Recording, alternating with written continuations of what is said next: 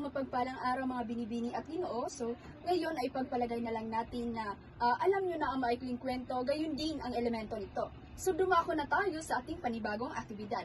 So, bago yan ay narito muna ang panuto. Una, ang klase ay papangkatin sa 3.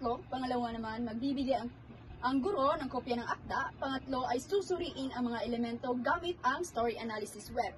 So, meron ako dito ang inihandang maliit na libro na kung saan pumapaloob dito ang storya na maikling kwento. So, ang gagawin lamang ng bawat pangkat ay gagawa sila ng story analysis web na kung saan sa story analysis web pumapaloob doon ang mga elemento ng maikling kwento. So, narito ang halimbawa na story web na siyang gagawin ng mga estudyante. Narito ang tauhan, tagpuan, suliranin o tunggalian, saglit na kasiglahan, kasukdulan, at ang huli naman ay ang wakas. Naman sa ating panibagong aktibidad, ang bawat estudyante ay gagawa ng maikling kwento gamit ang Google Docs. See?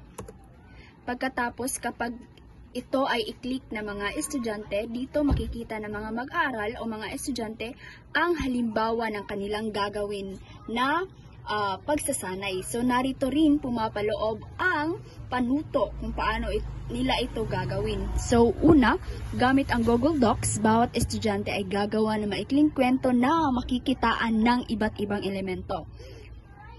So, dito, narito ang halimbawang maikling kwento na nabuo.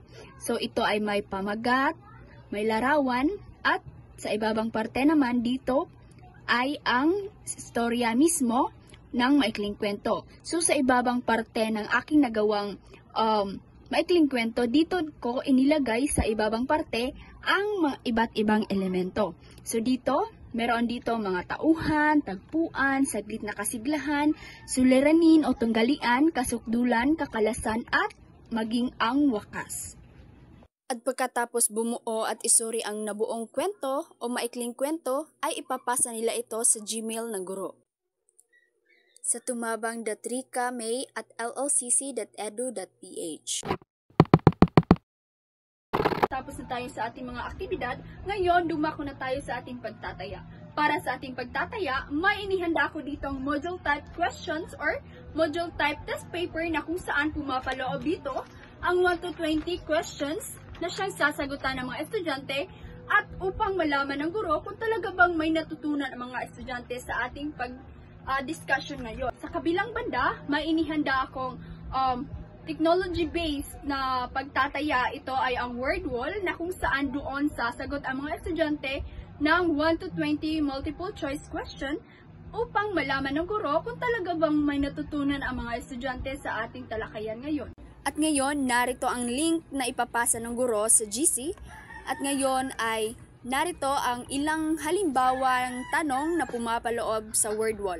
So, sa pamamagitan ng pagtatayang ito ay nakakatulong upang malaman kung tunay na naunawaan ng mga mag-aaral ang aralin, masukat ang kanilang natutunan at magsilbing batayan ng guro sa pagpapabuti ng kanyang paraan ng pagtuturo.